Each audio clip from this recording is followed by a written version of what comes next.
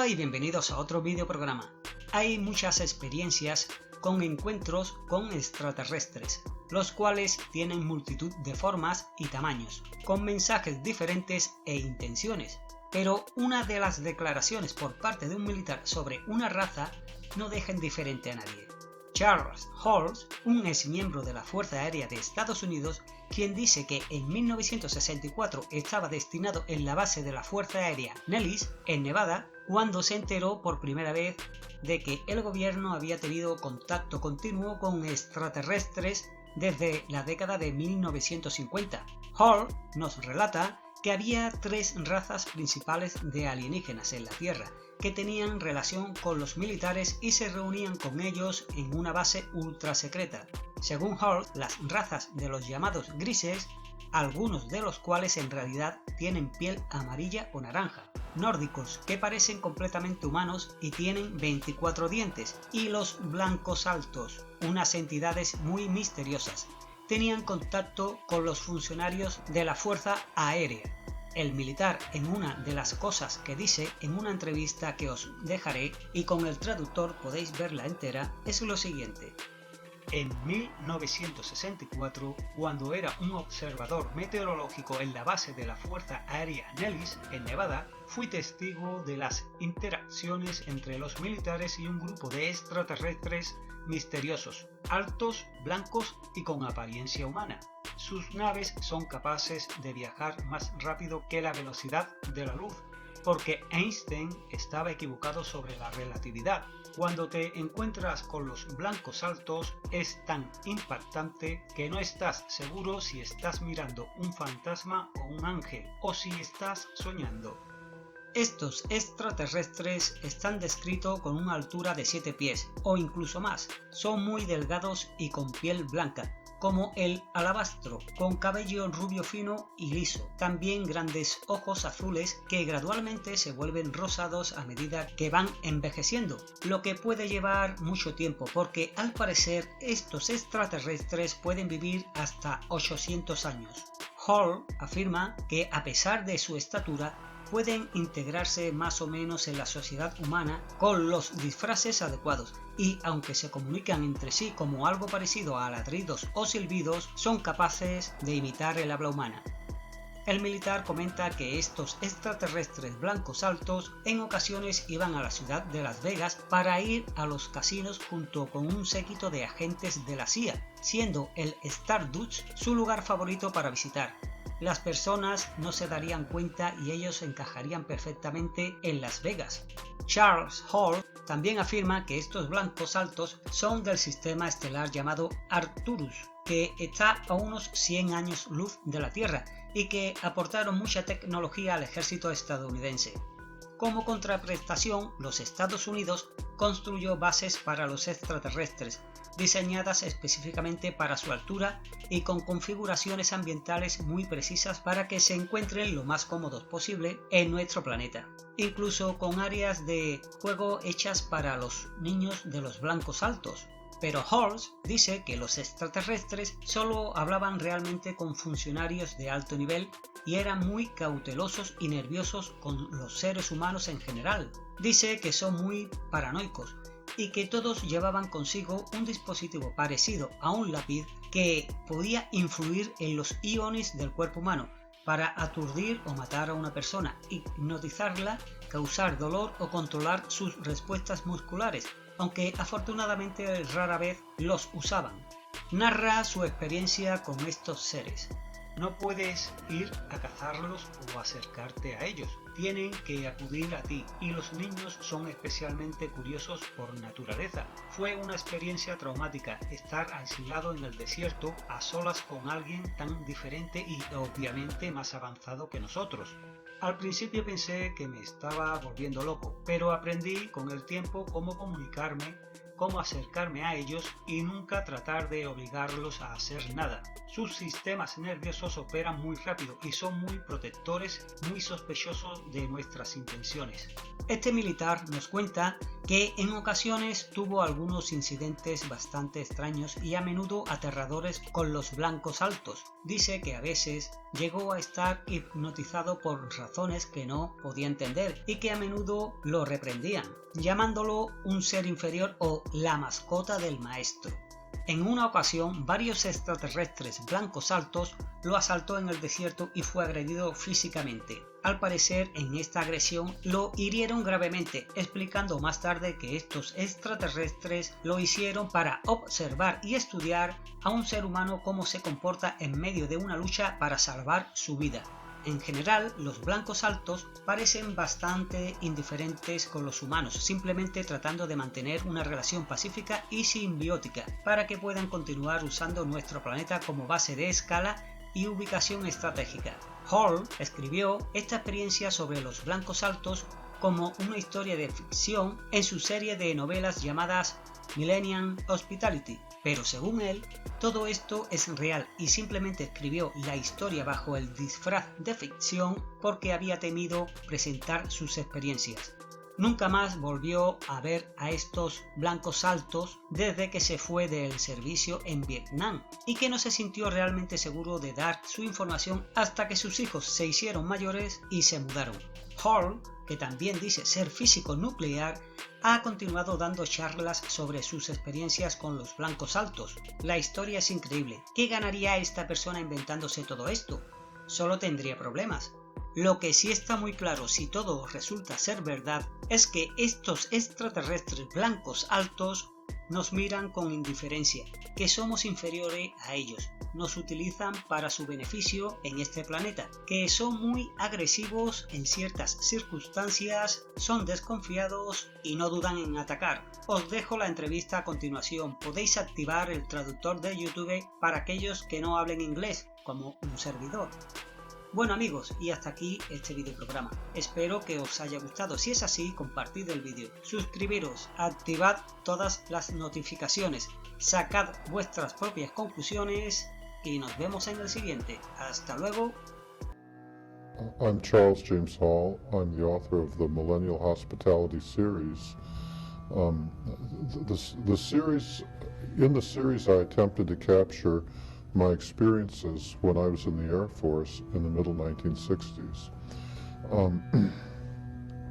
I was born in Wisconsin, and on July 24th, 1964, I entered the U.S. Air Force. I was stationed at Lackland, where I did basic training, and then at Chanute Air Force Base, Illinois, for weather training school. And in March of 1965, I was sent to Nellis Air Force Base, which is just outside Las Vegas, Nevada.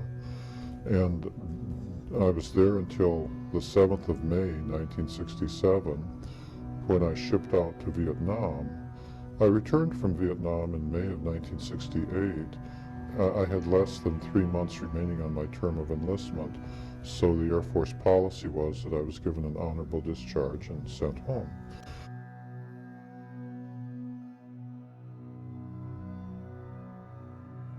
While I was at Nellis Air Force Base from 65 until 67, I spent more than 2 of those years out on the Nellis gunnery ranges as the range weather observer. I discovered that out on those bases, out on the ranges, there is a base that the Air Force maintains for aliens. And the Air Force maintains the outer perimeter. There is an inner perimeter, which the aliens maintain, and then everything inside the inner perimeter is treated like an alien embassy. Looking up the valley to the north, the base is in the mountains at the far end of the valley. It's probably 40 miles or so up there. There's 2 mountains up there. The base itself is in the mountain on the east. The alien living area, the living quarters, are underground in the mountains on the west.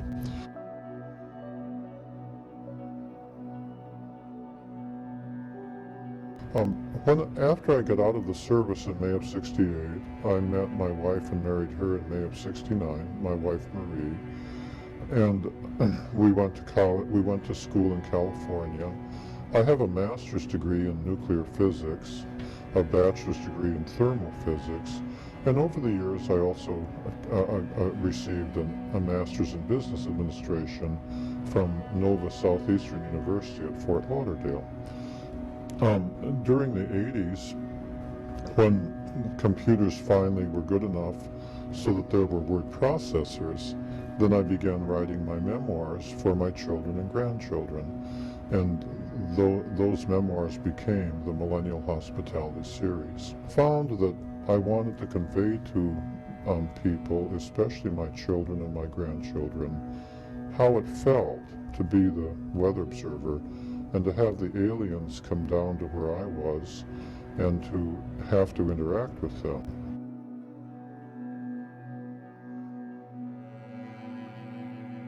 Originally, I was part of the rotation pattern.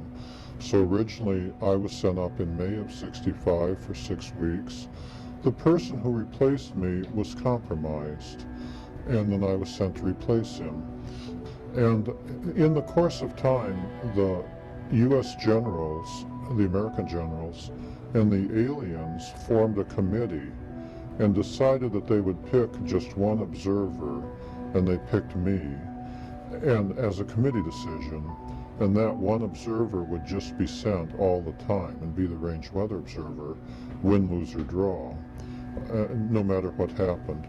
And so therefore, in late '65 and early '66, well, after the selection process, I was given top secret orders. The orders were that I could go anywhere I wanted out in dreamland. The alien base is actually in Area 54, and the housing area is called Area 53.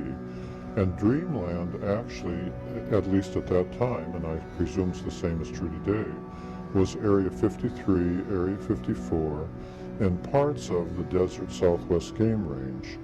When you're physically at Indian Springs and you're looking up the valley, dreamland includes the mountains on the eastern side of the valley. My orders allowed me to go anywhere I wanted out in dreamland, day or night, and but I had to do so alone. If I took anyone else out with me, I wouldn't be in any trouble, but the person who was with me might be shot, and they would be in serious trouble. When I received my orders, my commanding officer, a major, ordered me to into Nellis and to work the day shift on Sunday.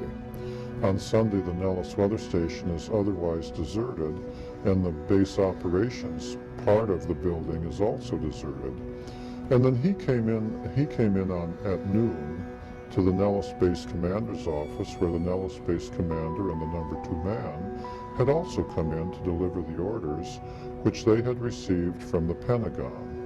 And then the MPs escorted the major with my orders in hand over to the weather station.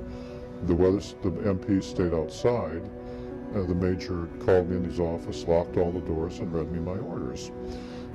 The orders began by saying nothing I did would ever be classified, that I could tell anyone I wanted or not tell anyone if I didn't want. I could never be inspected. No one could ever come out or ask me questions. They could listen if I felt like talking, but that was it. He and my chain of command could not come out to the weather station. If there was an emergency and they needed to talk to me, they could only talk to me in the parking lot of the Chow Hall at Indian Springs. If they did so, as soon as they returned back to Nellis, as soon as they got back to the front gate, they had to report immediately to the neurosurgeon for debriefing. On the other hand, I could go and come anywhere I wanted. When he said I could go anywhere in dreamland, I thought he meant that I could go to sleep on the job, because I didn't know there was a dreamland. And I was thinking, what a job, you know. When he finished, I wanted to make sure that that was okay, because, you know, the military, you're not supposed to sleep on duty. And so I said to him, I asked him, I said, will there be a cot or a bunk out at the weather station so that I can, you know, sleep? And he looked a little confused, and he said it was his understanding that Dreamland was a place, but that only I would know where that place was. And I thought, you know, he's just trying to be gentle and say, you sleep away, you know. That was the first I'd ever heard tell of Dreamland. In the course of the 2+ years that I spent out on the ranges, the aliens, who are tall and white and have family groups with women and children, would frequently come down to where I was. As the weather observer, my duties were to go out to the ranges Monday through Friday, every day, to take the morning run. The morning run was at 4:30 a.m. To do so, you had to get up at 3 o'clock and drive out there at night, rain or shine. And then you had to fill, you had to start, there was a generator out, 2 generators out there, 2 diesel generators. You had to start up a generator so that you had some electricity, and it would run the fan on the heater and so on, and the radio and the lights. And then you had to fill up a weather balloon with helium, attach a light, and release it. The children found that very entertaining. It was a pretty balloon with pretty lights. And so the mothers liked to bring the children down to look through my theodolite as I was tracking the balloon. About half the time they came so the kids could play. When I first encountered the aliens, I was terrified, because they're not human, even though they look reasonably human. It probably took me more than 6 months to get over the terror that I felt when they came, even though they had not come to harm me. It's just that being out there at night in the desert and, say, hearing people walking behind your weather shack when you think you're alone, even if they were priests, you'd be afraid, you know. But when you discover that they're not human, well, you know, this was the 60s. There was just, you know, it took a long time to get used to it. There was no briefing. The Air Force never said, this is the situation. The aliens never came and said, this is the situation. They never came to teach me anything. They came when they wanted, they left when they wanted. And therefore, it took me a long time to get used to it. Everything I know about the aliens, I had to figure out myself, or occasionally they would answer questions, but not very many, because they came for their purposes, and when they'd finished their purposes, they left. They were really quite friendly, but each one of them was an individual. Interacting with them is sort of like interacting with the people in New York City. There are saints and there are sinners. You know, there are people of all different walks of life and all different viewpoints. And so, you know, I had some that were close friends, or almost like brothers, like tour guide, whose life I was credited with saving, and the teacher who credited me with saving her daughter's life. And on the other hand, there were some, like one of the alien generals, that, golly, I'm still afraid of him, you know? I mean, if you met him, if he said stand there, you stood there, you know? It was no back talk.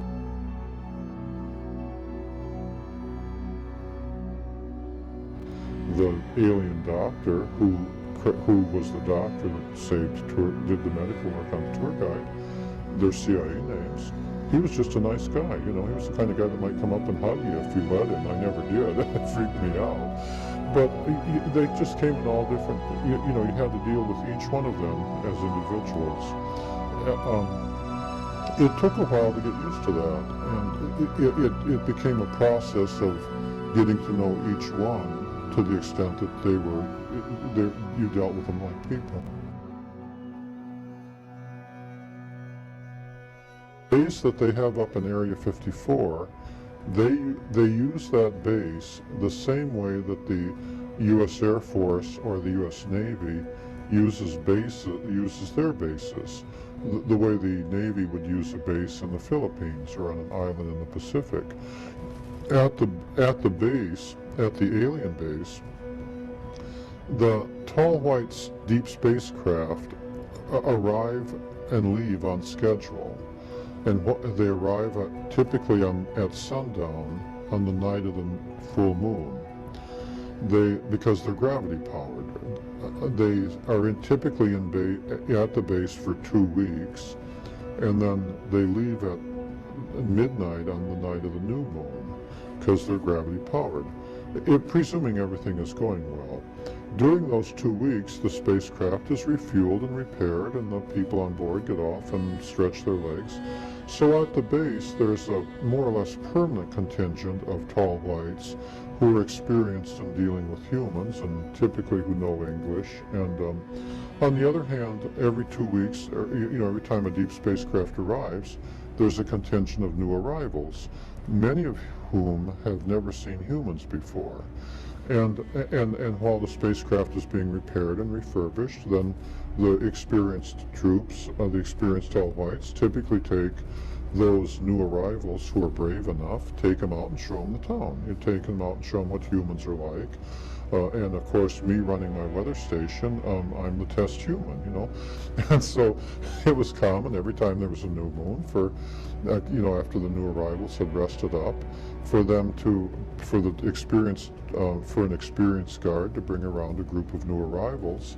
The number of new arrivals could be anywhere from 2 or 3 to 20, depending on how many were brave enough to come watch Gorilla Charlie in the sagebrush. And so while the spacecraft was being repaired, they also had a technology exchange program with the U.S. Air Force, in which those technologies which they were willing to share with the Air Force, they would work on joint projects with the U.S. Air Force. They were only willing to share technology to the extent that it benefited them. For example, when the spacecraft was in port, they might need spare parts. Those spare parts might include radio equipment. Well, it was easier for them if they could just call up the U.S. Air Force and say, could we buy a new radio? You see? So it was and on the other hand, the Air Force and the Army can always use better radios, you see? And so it was common for them. So one area where they were obviously doing technology transfer was in the area of radio communications, so that we could build radios that they could use, and in return we knew how to build better radios. Some technologies, like the secret to how they traveled faster than light, they were not willing to share. The idea of us having our own spacecraft traveling faster than the speed of light with nuclear weapons on board heading for their home planet, they didn't see where that was in their interest. And so when I say they were doing technology transfer with the Air Force, that was a negotiation where both sides mutually agreed that it was in their interest to do so. The tall whites live probably 10 times longer than we do. They live almost 700 years. And their spacecraft clearly travel faster than the speed of light.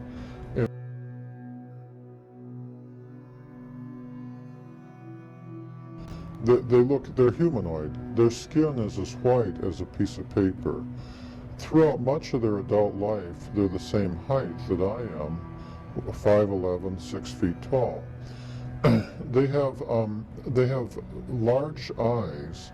Their eyes are perhaps twice as large as ours. They're typically blue, and then blue eyes with white pupils. Although when they get older, especially the men, their eyes take on a pink shade. Their eyes stretch further around the sides of their head than human eyes do, and their ears and their noses are only about half the size of human ears and noses, and their ears lay back along the side of their head more than a human does. Their lips are not as prominent as humans, and they don't have teeth. They just have ridges, because they're plant eaters. They don't eat meat. They have much less hair than we do. They don't have any hair on their arms, and the men don't have beards. On their head, they have only about half as much hair as humans, and their hair is so thin and transparent that they appear to be platinum blonde. sometimes when they keep their hair cut short, sometimes they don't appear to have hair because it's so thin. They're much frail. They're built. Their body structure is more frail than ours. The alien whose CIA name was Range 4 Harry, for example, one time I saw him walking in the soft dirt over on the southwest side of the Range 3 lounge, and after he had left, I went over and measured the depths of the footprints he left. And from those, I estimated that he only weighed between 90 and 110 pounds, even though he was the same height as I am. Their arms, their bones are only about half as big as ours. Their thumbs are only about half as long, but their fingers are longer in proportion to their hand than ours, and they're way more flexible. But it also means that they're not built for heavy lifting. We're built like gorillas compared to them, you see. They have men, women, and children. And if the men and women are standing side by side and not walking or moving, it's frequently not possible to tell which one is the man, which one is the woman, especially for the young adults. When they get older, then there are obvious differences, but in the facial structure and the bones and stuff. But especially for the young adults, it's entirely possible for two of them to be standing side by side, and if they're not moving, to be not sure if you're talking to men or women. Once they start moving, though, then it's very obvious which ones are the men and which ones are the women, because the men are more like human men. When they walk, they kind of go pound, pound, pound, whereas the women are much lighter on their feet and much more animated. The women are much more like human women, much more willing to talk than the men. It wouldn't be at all unusual for, say, four young men to come around and not have any reason to say anything, and not say anything, to just come around and to just come and not say hello, not say goodbye, not say anything in between, and just stand and look at you. Whereas the women, if they came, usually the women would say something like, typically, is it okay if the children play while you release the balloon? Or usually if you ask the women something, they would have some questions, or at least some conversation. But they never came the tall whites never came just to talk with me. If they were talking with me, it was always as part of the reason they came. The women were very proud of the fact that they loved their children. The men were too, but the women were immensely proud of it. If a tall white lady came and she had children with her, a very common way for her to start the conversation would be for her to ask me, using English, which she had learned, do I understand that they love their children more than human women love their children? Or in other words, I want to make sure my children are safe, you see? And of course, when I said, yes, I understand that, then they would noticeably relax and feel happier. If a tall white lady came with children and she didn't say anything, a common way for me to start the conversation would be for me to say, I understand that you love your children more than human women love their children, and then she'd relax and feel better. In many ways, the tall white women were like female gorillas.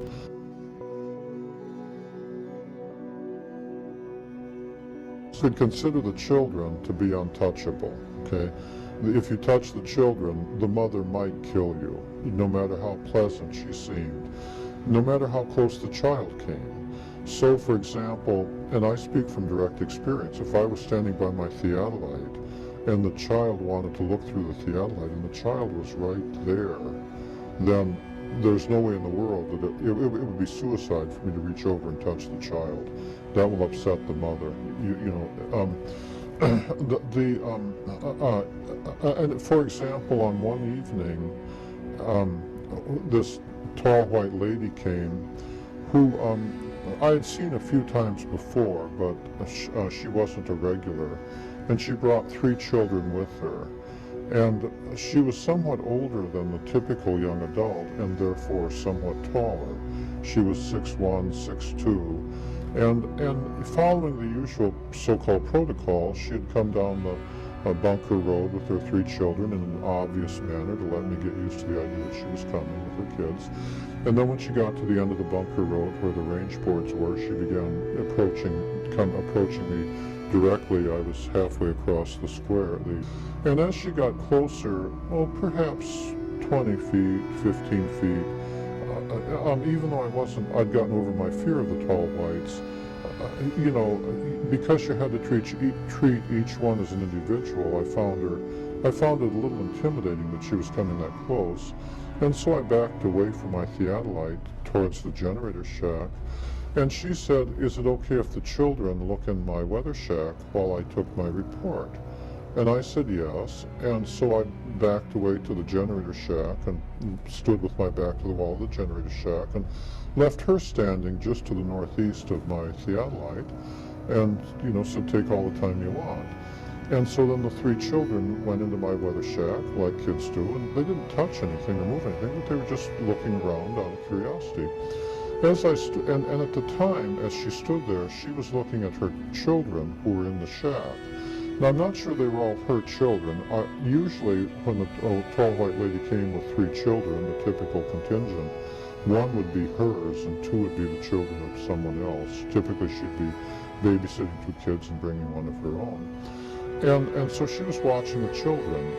I became concerned because I had a can of Coca-Cola, which was in a metal can, sitting on one of the shelves.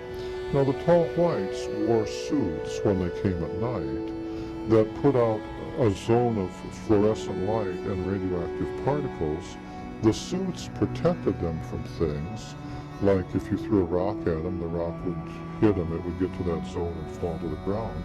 It also allowed them to levitate, especially the children, but they had to balance themselves when they did so the children might use the suits to levitate. The adults usually didn't levitate very much, 9 inches or so, but it worked like an elevator, as I'll describe later. And I became concerned that since the children had their suits on, usually the kids turned off the power to their suits when they went in my shack. And I became afraid that they would get next to that can of Coca-Cola and might be in some danger, in which case I might be blamed, It would have been suicide for me to go over to my weather shack and speak to the children. The mother might well have killed me if I'd done that. There's no way in the world you could go over there and say, "Children, don't do this, children, don't do that." You're just taking your life in your hands to try that. You have to talk to the mother, and that's how the tall whites are. And on the other hand, she wasn't looking at me at the time. And so what I did is I took 2 steps forward and stopped and stood there with my hands at my side and my feet, not moving, and waited for her to see me. And of course, when I took 2 steps forward and stopped, then she looked over where I was immediately. And then when I had her attention, I said, "I'm worried about the safety of the children. I have a can of Coca-Cola there in that can, and I'm worried that the children might be in some danger if they get too close to it." And the mother said, "I'll handle it." And then the mother obviously communicated with the children, and the children were very well behaved, and they stayed away from my can of soda pop. The children never disobeyed their parents that I ever saw, and the parents would do anything for their children. So when they traveled in family groups, they were very tightly knit. When the women came around, they never came around alone. None of the tall whites ever came around alone. They always came around in groups, and the adults were always well armed. But it was common for the women to be very proud of their family relationships. The men were too, but it was just more common for the women to describe it. So it was very common, say, like if a group of them came around, for the lady to say things like, "The guard on the tower is my mother's brother's son," and just identify who all their friends were, if they were, who they were related to and who they weren't related to, and far more so than what humans would do. They did more than just travel in family groups. They appeared to maintain very tightly knit family relationships.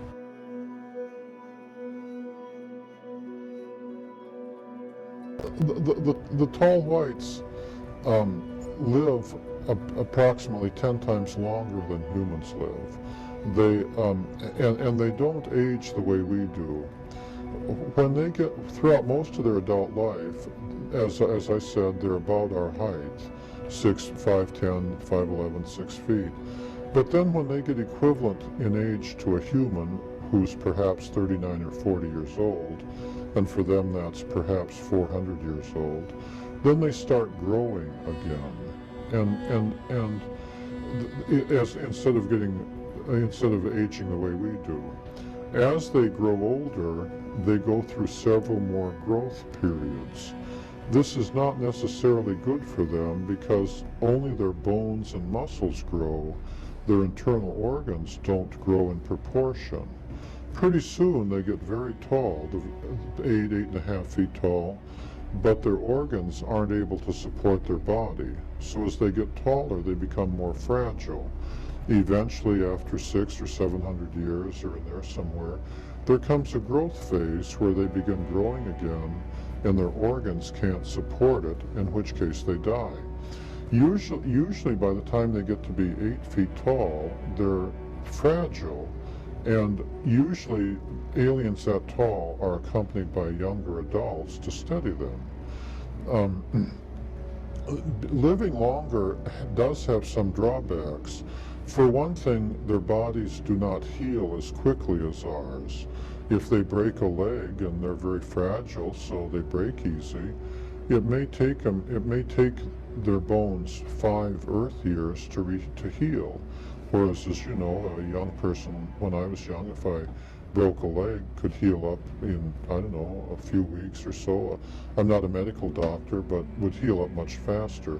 Cuts and scratches, for example, when I was young one time, for example, and I was out on the ranges, one day I scratched myself in a very ordinary fashion in the morning. By the afternoon it had already healed up nicely, and by the next day I'd almost forgotten about it.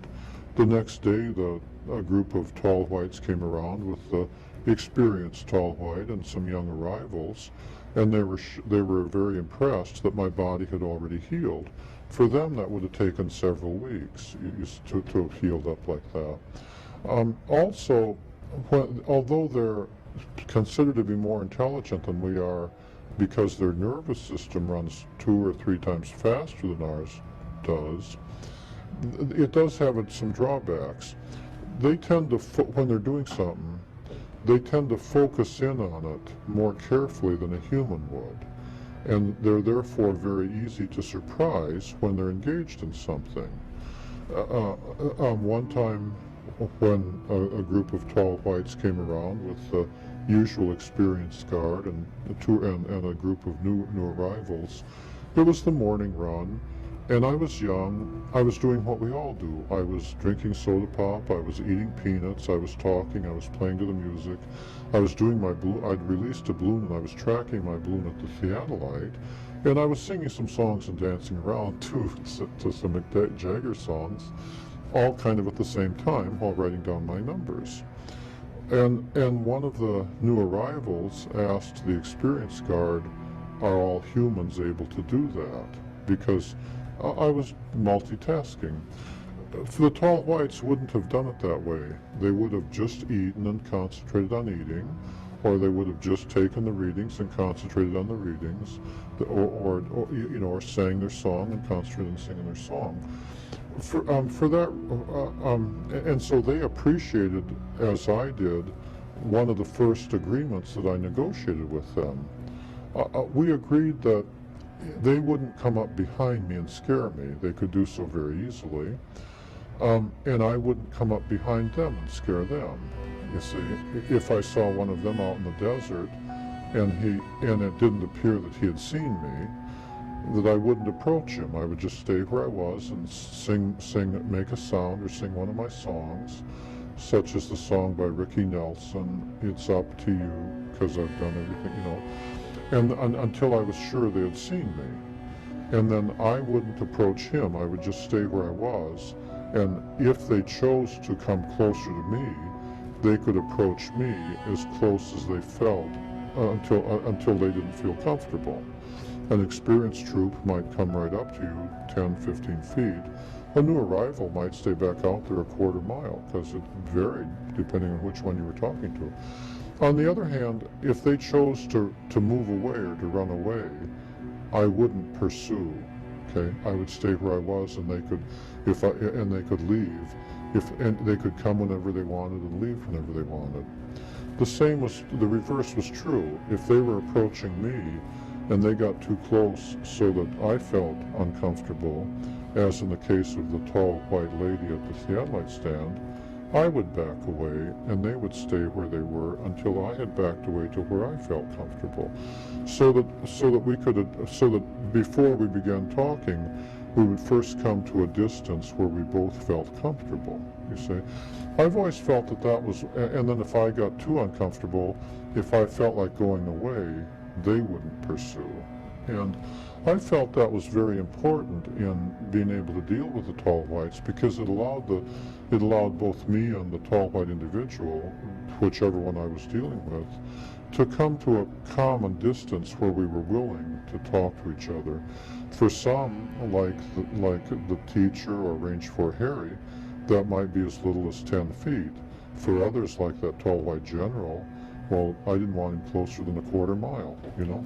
Yeah, and that was a real important, that was one important agreement that we agreed on. And if I were to see one today out in the desert or out in Indian Springs Valley or out in the town of Indian Springs or whatever, I would still be living by that agreement.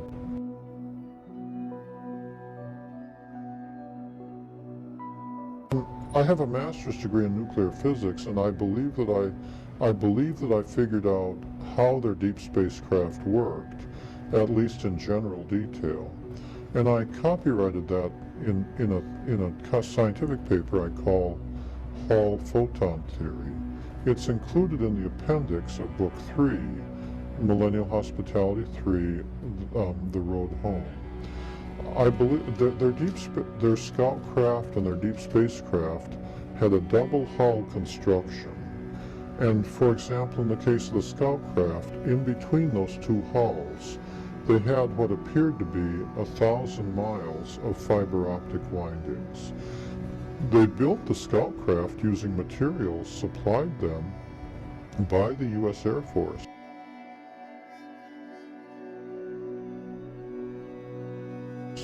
The scout craft were clearly built here on this earth. When you went on board, many of the parts, like the seats, still had the mold markings of American manufacturers like Lockheed, Boeing, the overhead compartments by Airstream, and so on.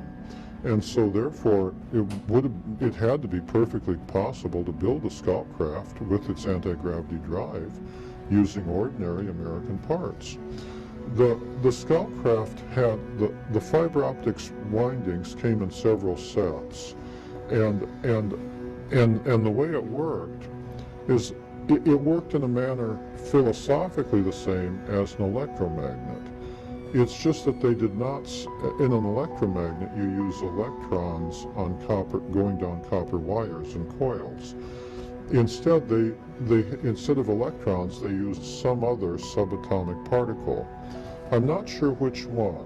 It's my understanding that there are 3 different ones, or maybe 5 different ones, perhaps mesons or bosons or those subatomic particles, and then that put out anti-gravity.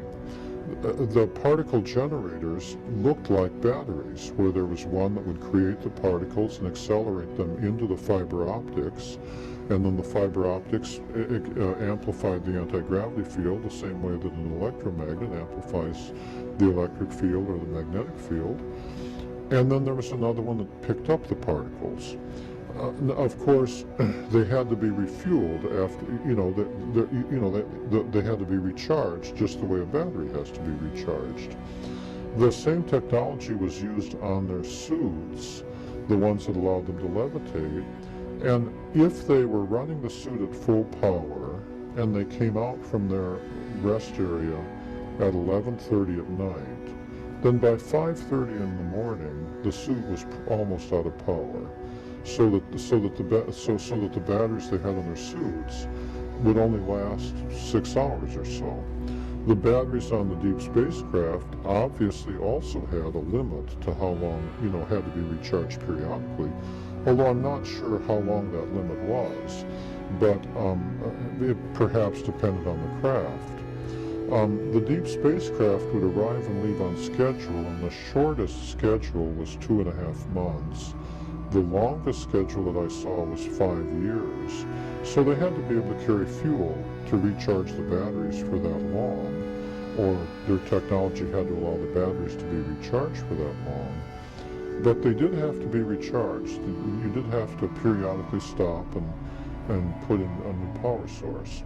The outer set of coils served to streamline the craft for travel within space itself. And when the outer set of coils were powered up, it also protected them from the forces of acceleration and deceleration. As I described in book 2, it was common to see the scout craft, if it were sitting out in the desert some distance, and perhaps say 3 miles, when it was sitting there unpowered, it would just look like a white ellipsoid with windows and the way you'd expect. When they powered up the outer set of coils, it would take on a fuzzy appearance. The outer field obviously protected them from radiation in space as well. Then when they lifted up off the desert, if they had the outer coils energized, they were capable of tremendous performance. It was common to see the scout craft accelerate from 0 to 8,000 miles an hour, travel just a short distance, like 7 miles or 10 miles, stop and sit down again, and then turn off the coils. The people on board didn't belt themselves in. They just sat in chairs the way we do, because they didn't feel the force of acceleration. If they did not have the coils powered up, however, if they were bringing the scout craft in real close, like if they were going to park it beside the Range 3 lounge, they would turn off the outer set of coils while they were still some distance away, because the field coming off that outer set of coils extended a great distance from the craft. Of course, before they turned off the coils, they would first slow to maybe 3 or 5 miles an hour, and then once they turned off the coils, then they drove it like a baby buggy, okay? Then they just came in real slow and landed like at 2 or 3 miles an hour. And when they took off, if they hadn't charged up the coils, then they would be traveling just 2 or 3 miles an hour. They'd be traveling like a baby buggy. And they wouldn't, but it wasn't until they powered up that outer set of coils that they would start doing high-speed performance. Powering up the coils took a little while, just like turning on an electromagnet. It was common for it to take as long as 10 seconds for the coils to power up. Because the particles that are running through the fiber optics are subatomic particles that do decay, the coils would heat up if you ran at full power for too long. And the tall whites were always very conscious of the temperature of the coils, and therefore it was very common to see them when they sat down on the desert on occasion, especially on hot days, to get out and open up the panels on the outside of the deep space, on the outside of the scout craft, obviously just letting the coils cool off. It doesn't mean the coils were necessarily too hot, but they liked the coils running cold, and they were always very conscious of the coil temperature. On that day, that scout craft suffered a meltdown of the fiber optics. Now that, as I remember, was a Wednesday, and they worked on that craft from Wednesday, 24 hours a day, till the following Monday morning, just getting enough coils repaired so that they could lift off and take it back to the base. And in order to take it back to the base, they had to bring out 2 extra scout craft. In the meantime, they brought out several others with mechanics and stuff. And they had to nurse it back to base by running 2 extra scout craft on each side, just to get it back to base where they could fiddle with the coils. Recovering from a coil meltdown was obviously a big problem for them. I never saw any humans working on the coils. The tall whites were I never saw any Air Force personnel or anybody out there with them. The tall whites always reserved the option, or anything to do with the coils, they always wanted only tall whites on there. As far as I know, I'm the only human that got anywhere close to the coils. I got to within a few hundred feet before their guard blocked my way and made it clear that he didn't want me to go any closer. It might have been because since they're running subatomic particles, maybe he was just concerned about the radioactive fields coming off it, but he didn't want me up there touching him or anything.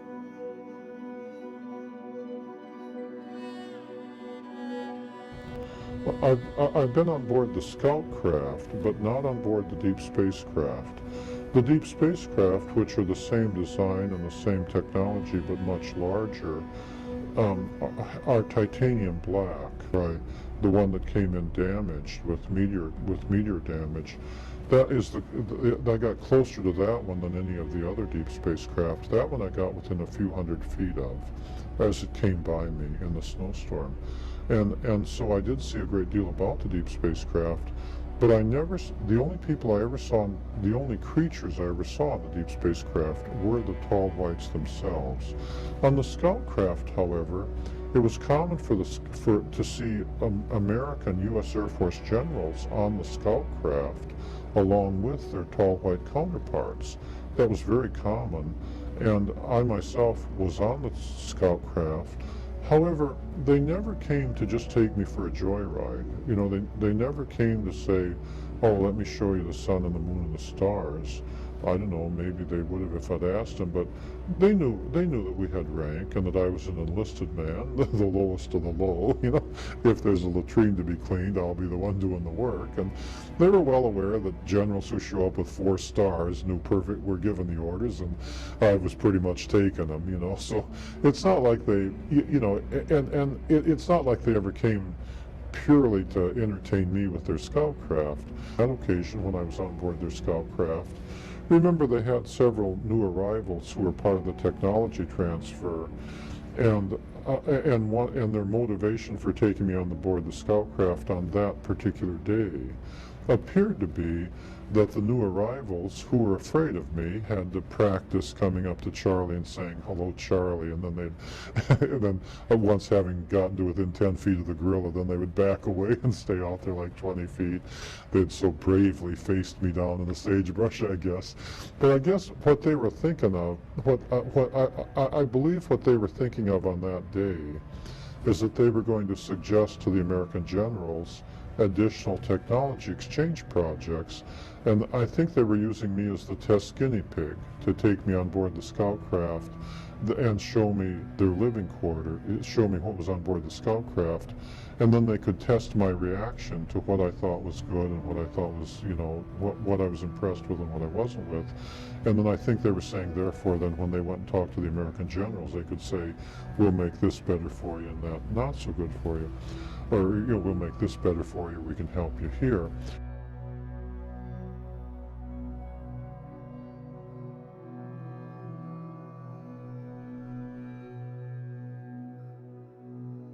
The scout craft was made completely out of American parts and looked like an RV trailer. When you went on board, it was ellipsoidal, and the scout craft was white with windows on both sides. And more windows. The door, when you looked at the front when you were standing looking at the front of the scout craft, the door was on that craft was on the right. Since they were all made here, there was a number of different variations in the design, and the windows on that side extended further back than on the left side. There were no windows on the back, none on the top, none on the bottom. And only one door, the one on the right, which opened from the top, and much like a Learjet, or some Learjets. When you went on board, there was a bulkhead about a third of the way back. In front of the bulkhead on all the scout craft, the design was the same. There were 5 seats without seat belts that you just sat in. The tall whites are not built strong like we are, and so the idea of belting themselves in would damage their bodies. There was 2 seats for the pilot and the co-pilot, and 3 other seats in the front. And they weren't very interested in showing me the cockpit area. They said there wasn't much about it that I would understand anyway. On the bulkhead, there was a set of panels. Nowadays, we consider it old hat, switches that don't move like you have on microwave ovens. But in the 60s, that was considered pretty avant-garde, even though I realized that the first motionless switch was actually copyrighted in more or less about 1929. But they weren't in common use. On each switch, there were a set of icons.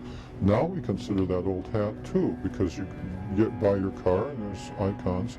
But in the 60s, that was considered pretty avant-garde.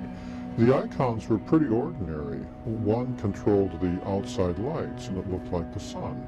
One controlled the inside lights. And so in terms of the icons, there wasn't, or the hieroglyphs on the switches, they weren't very different than, say, hieroglyphs on the Egyptian pyramids or the icons that you see on a modern-day automobile. Behind the bulkhead, there were at least 3 or 4 different designs depending on which model of the scout craft you were looking at. In the RV model, the one that on that day that I was on, what was behind the bulkhead was an ordinary RV. When you went in there and you were looking towards the back, on the right there was a microwave oven, only where the aliens had taken off the mechanical door and put on a different cover with coils around it. And then when they turned on the oven, they first turned on the coils, and the coils put out the standard field and prevented the microwaves from going through that field into the room beyond. So it looked like a little cave where you'd turn it on and then turn it off, and you didn't have to fiddle with the door, you see. In the back was the latrine, just like in an RV. On the left, they had the seats where you would eat, but also they had hammocks where the children would sleep. And then they had the overhead compartments and a few storage things in the back, although not a great many of them. And then on the bulkhead in the front, they had a mirror and a makeup table where the teacher would put on her stuff. And it was all pretty ordinary. That was the RV model.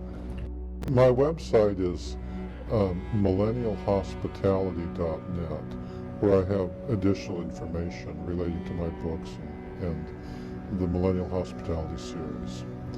The number of tall white aliens at the base varied somewhat depending on how many deep spacecraft were in port.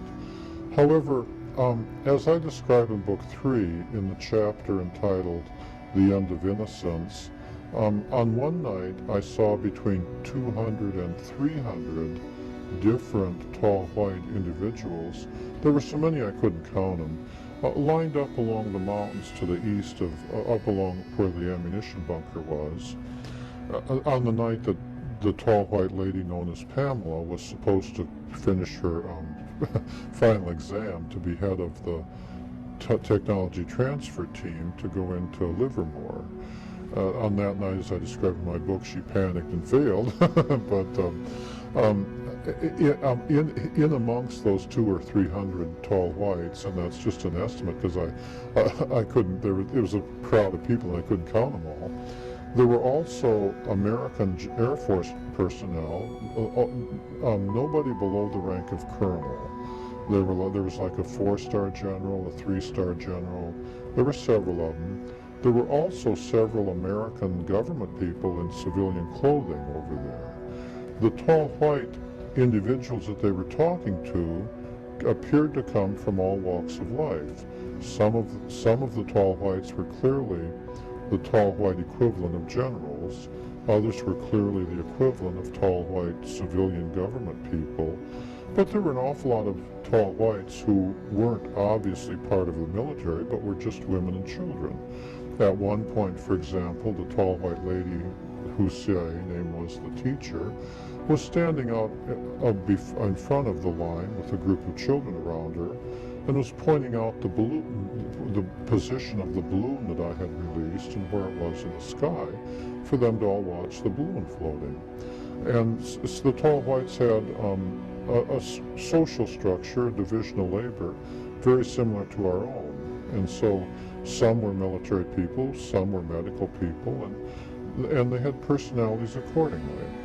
On that night, I counted between 35 and 50, perhaps as many as 75 scout craft that had parked in the part of the desert that I had dubbed the parking area. There were so many I lost count of the numbers. I couldn't count them all. But I estimated that somewhere between 35 and 50 was a reasonable count, but there may have been 75. So the number of tall white individuals in scout craft, was at least that large. I have no idea if that was everybody on the base that had come down, or what percentage that was, but the number of people that you could see, the number of individuals that you could come across, was at least in that numeric range. The number, when they came around to where I was, they came around, the kinds of individuals that came around were from all walks of life. And the tall white doctor came around and the tall whites he brought with him appeared to be medical students. They had no interest in the mechanical aspects of what I was doing, although the doctor, like a human doctor, he cared only about the humanistic aspects. On the other hand, on a different night, one of the tall white guards brought around 3 young adult tall white men who were clearly electrical engineers. One of the tall white individuals that I was reasonably good friends with called himself co-pilot, but he was very proud of his ability to repair the scout craft, and he wanted to have been called the mechanic, but I guess the name was taken, and so he had to pick a different name, And another one was called the captain. He didn't appear to understand humans very well, and he didn't appear to want to. He appeared to just want to come and do whatever he had to do, and then, if whatever you were for humans, well, that was you, and go on about his business. Whereas the doctor, describing the wayward wind, he wanted to come and really understand humans. What are they like, you see? Others, like the tall white general that I previously referred to, the idea of him understanding anybody, that he didn't care to understand anybody. He came to give the orders, and you were there to take them, And if you liked him, fine. If you didn't like him, fine. But, he was the general. They were all like that.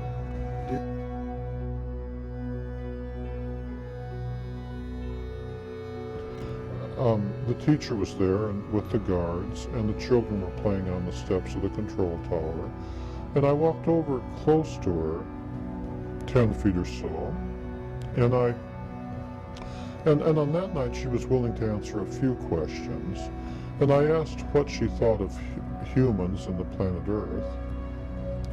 I asked her how it compared with other inhabited planets that they had seen, and she said that they considered the Earth to be a cold, desolate wilderness. On the other hand, she said the thing that they found unique about humans is our willingness to do things with animals. Her example was that I grew up in a farm in Wisconsin. I feel very comfortable milking cows, riding horses, making pets with dogs. Yet each of those animals could kill me if they wanted to.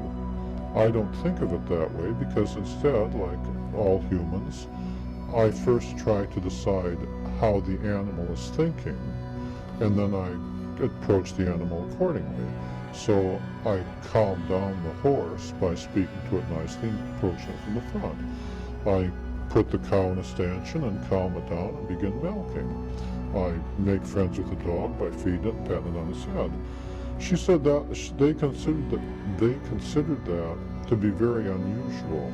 She said that on most inhabited planets, once a group of intelligent people evolved, they had no interest in dealing with the less intelligent animals and usually just killed them all off.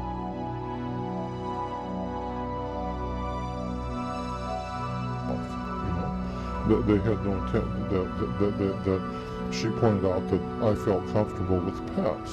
pets of cows, making pets of dogs, making pets of, you know, she referred to the time a few days earlier that I'd been down playing with some of the dogs that really weren't my dogs, but from people that lived in the housing area, feeding them and teaching them to roll over and sit up. She said usually the intelligent people just, you know, don't care what the dog thinks, just shoots them, you know. And they found humans to be very unusual in that regard. And the way she described it is because we were willing, even though we were intelligent, we were willing to try to think like less intelligent animals.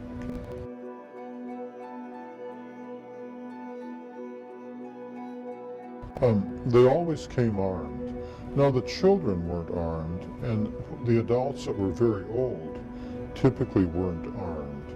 But the young adults and the older adults that weren't too fragile, they always came armed.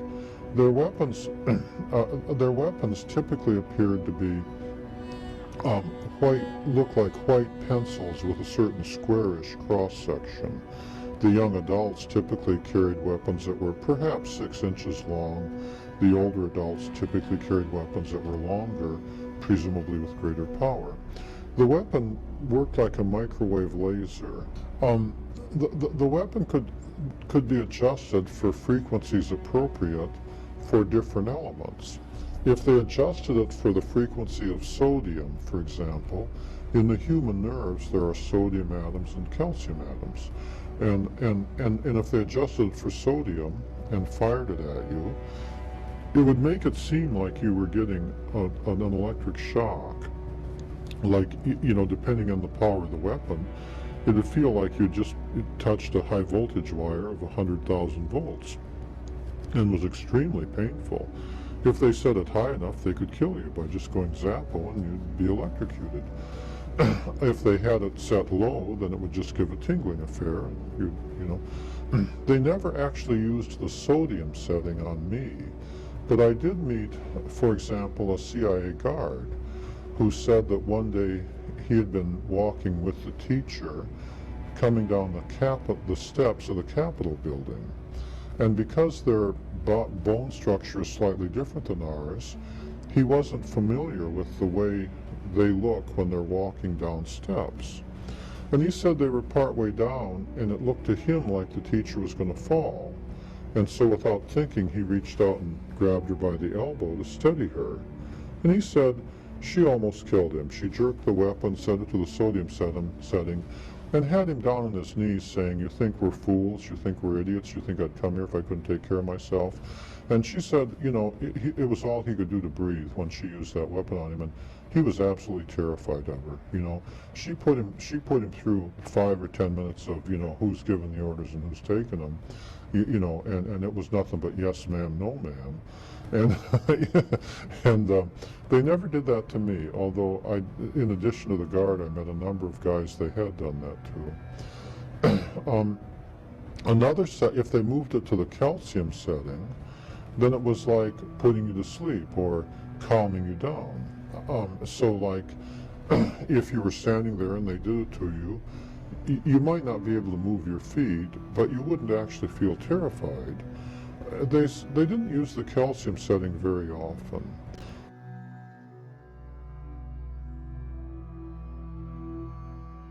One of the weapons they could set to hypnotize a person. When they used that setting, they typically liked a clean shot at one of your temples. And what it would do is induce the same as if you were hypnotized. They could turn it on instantaneously and turn it off instantaneously. And it was common to have missing time experiences. One day I was walking from my theodolite stand to the weather shack. It happened a large number of times, but on this day in particular. And it was like 19 or 20 steps from the theodolite stand to my weather shack. And I could clearly remember taking step 12. And I could clearly remember finishing step 14. But in between those two steps, almost 20 minutes went by. You know, it used to annoy me greatly until I'd finally gotten to where I could break through that hypnotism by relaxing and letting your mind wander. And what had happened was, it was one of the early days in '65. Range 4 Harry had brought some new arrivals around, and he had stepped out from the alleyway between my weather shack and the supply shed and had a clean shot at my right temple and hypnotized me as I was taking step 13. And then while I stood there, he'd brought out the new arrivals and said, "This is Charlie. See, he's got teeth. Open your mouth, Charlie." Just like you do when you're hypnotized. And said he eats more times than we do, and, you know, giving him the tour. This is what a human is. And then when they all went back in, then he's, you know, really, took him about 20 minutes to go through his introducing them to a human routine, and released it, and then went on, you know.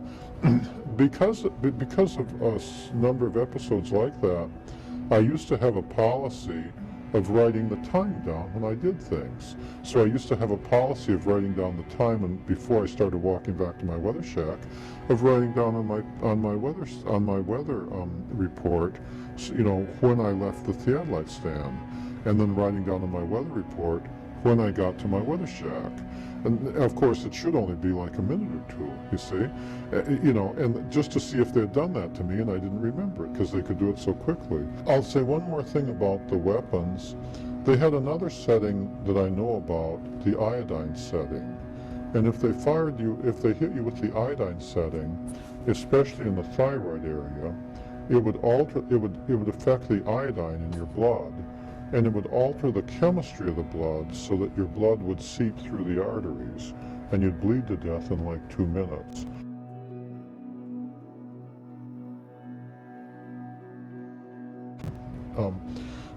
Now, nothing I did was ever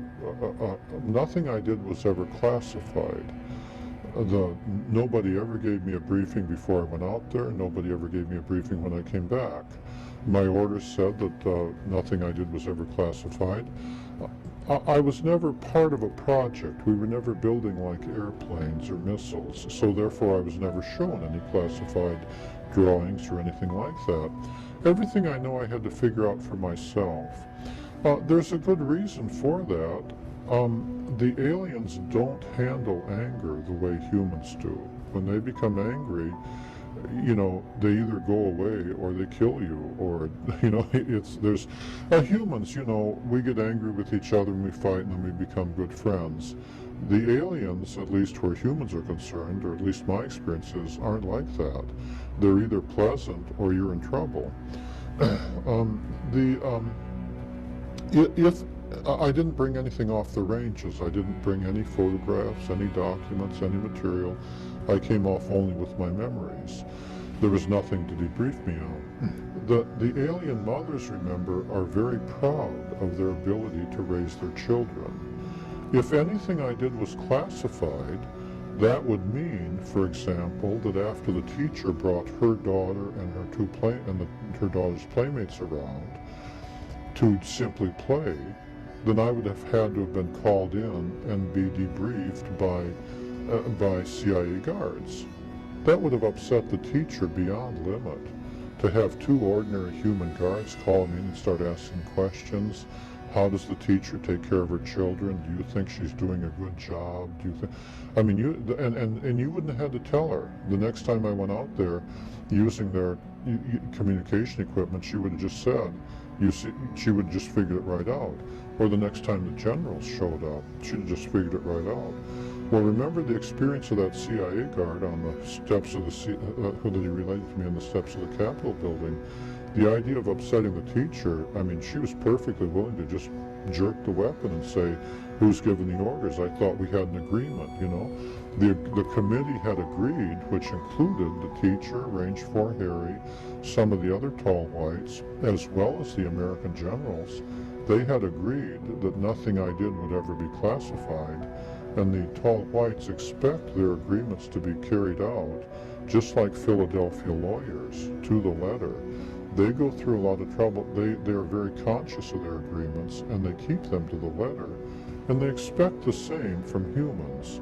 40 years isn't much time for the tall whites, since they live so much longer than we do.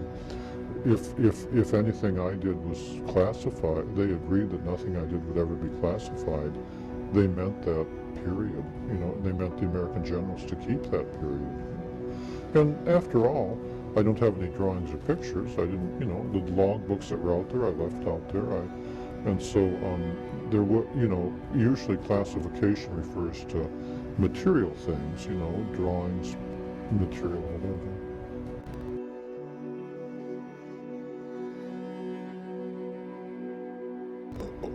When I was out there, I never observed the aliens to do anything magical.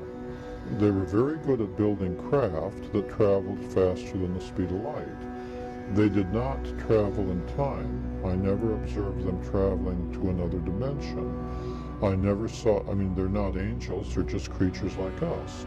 But I'm very religious, I'm Roman Catholic, that angels are angels and aliens are aliens. They did not come to teach me anything. They came for their purposes. They didn't. Currently, it seems to me that American physics is kind of in the reverse Galileo position. In the time of Galileo, religious leaders required that scientists think inside the box, and scientists like Galileo wanted to experiment and think outside the box. Now, however, the situation appears to be reversed. American physicists seem to think that Einstein was always and forever perfect and complete, and so American scientists keep thinking inside the box. In Hall photon theory, my belief is that inside the photon there is a third field, but currently the box says there's only two fields. Most scientists won't consider it. They're insisting on thinking inside the box for religious reasons, pretending it's science, you see. As I describe in the appendix of Book 3, I show in a scientific manner how scientists should be approaching that. Currently, it's the religious leaders who are willing to consider guys like Monsignor Balducci, I believe, and so on, who are willing to think outside the box and say, of course, there can be intelligent life on other planets. One of the biggest shocks that I had to overcome in 1965 and 66 was once I realized that they were real, they were here, and that Einstein was wrong, and that God created life on many, similar to us, on a whole bunch of different planets. It was the shock of realizing that so many people had been so wrong for so long, once you saw their craft come in defeated, floating on the gravity field in perfect silence and landing, it was the shock of saying, how could so many American scientists not have discovered that, or not even be trying to discover it, not even be thinking about that? And likewise, from a religious point of view, it seems the teacher herself, one time on a different night when I went over there and I was talking to her, and she was willing to answer a few questions, she was teasing me because they have a dry sense of humor, and they liked to outthink me, and they could do so very quickly or very easily. And she said, and I was saying, she was making a long story short. She was pointing up to the stars in the sky, and she said, "You can see all the stars in the sky. Surely you didn't think you were alone." And at the time I had, and then they were all laughing, surely you didn't think that whatever life was on the earth, it wouldn't be repeated on the other stars, and I had, and they were all laughing, boy, is he silly, And it just seems so obvious to me when you go out at night and you look up at the stars of the sky, that whatever God did to make life here on earth, he must have done it again, because there are so many stars in the universe and it's so vast. And religious leaders are willing to think outside the box. Whereas now when I go and I talk to the scientists and stuff, they all start with this box called Einstein. Einstein himself never claimed to be perfect and complete, but all of his followers seem to claim that he was perfect and complete. And I think that's one of my observations is that box they're in.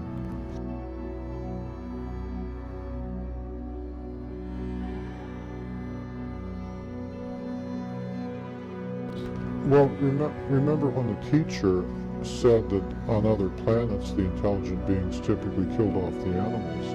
She was referring to other planets they'd seen with intelligent life on them, but she didn't elaborate. And the reason is because when they came for their purposes. They didn't come to say, let me tell Charlie everything there is to know about the universe. They didn't care. If they didn't have anything to say, some nights they might just come, not say anything. The kids might play and they might leave, you know, especially the men. If there was no reason for them to actually come and talk, when they were close, like that night when there were the 3 electrical engineers there. They wanted to see me start up the electrical generator because that's the same kind of power source the U.S. Air Force had given them for use up on their hangar because it was built by the Air Force. And they wanted to see how I used it as part of their training program, see? Well, from their point of view, there's no reason to talk to me about it. They just want to see me do it. So they came and just stood there and watched. And then, you know, eventually Charlie's bright enough to figure out that I should just carry on with my duties, and you know, and they would just stand and watch. And then, you know, if there'd been a reason for them to say, what does this do, then they would have said, what does that do? But they didn't come and say, oh, let me tell you about this star, or let me tell you about that star, or anything like that.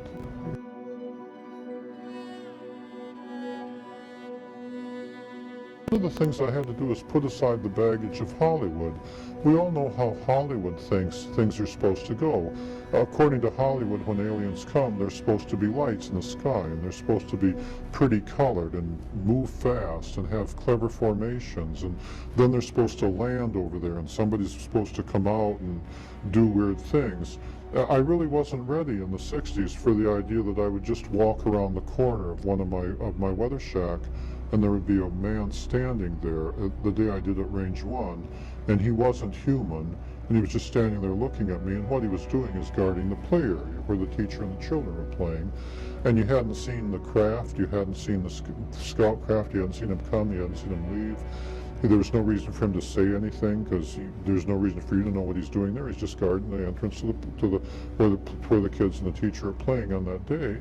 And if you feel like standing there and looking at him, well, that's fine with him. If you feel like running away, that's fine with him, because he's not human. He sees it differently, and it took me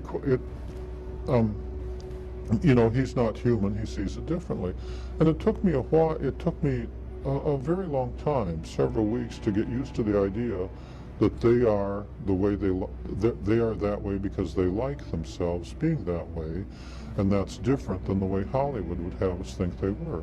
And of course, one of the biggest shocks is they were so similar to us in so many ways. They love their children, they have a dry sense of humor, they love to tell jokes and laugh, and they get bored out of their gourd up on the base.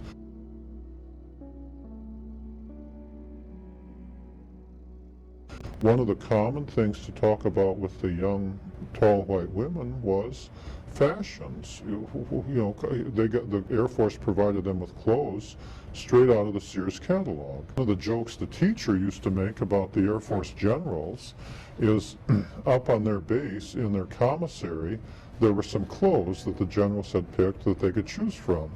And of course, the teacher used to say, well, all the American generals are all old men, so naturally they have no fashion sense, right?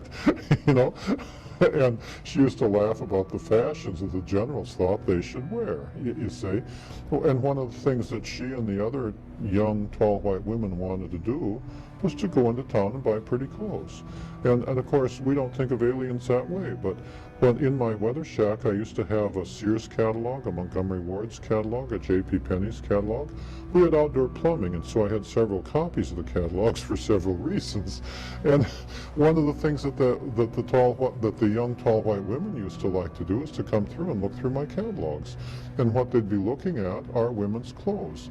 Sometimes when you'd see them out in the desert, or especially on the morning, what they'd be wearing were clearly clothes straight out of the Sears catalog or the Montgomery Ward's catalog, and they were very, you know, they were as proud of the new clothes as any Earthwoman would be. And the teacher was very proud of her ability to dress up and look like a nurse. And it took me a long time to get over the baggage from Hollywood, because every time you look at a Hollywood movie, you know, aliens are supposed to be weird and different, you know. Yeah, and I really, you know, it took me me, it was such a shock to have like the teacher walk in with, you know, wearing a new dress that she had bought from Sears and proudly show it off and say, what do you think of my dress, you know? Yeah.